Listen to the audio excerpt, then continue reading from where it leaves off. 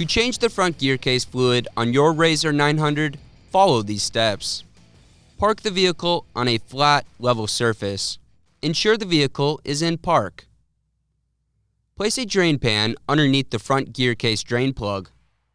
Tip: place a rag in the bottom of the drain pan to prevent the splashing of fluid. Clean the area around the fill plug in the right front wheel well. Remove the front gear case fill plug. Clean the area around the drain plug. Remove the drain plug and allow the fluid to drain completely.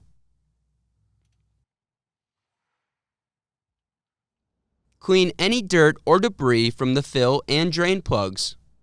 Inspect the O-rings on both plugs and replace if necessary. Reinstall the drain plug and torque to specification.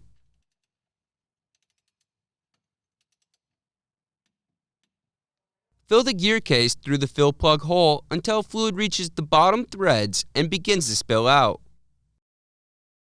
Reinstall the gear case fill plug and torque to specification. Clean any residual fluid off the vehicle and inspect for leaks. Dispose of the used fluid properly. For more information, see your authorized Polaris dealer or visit Polaris.com.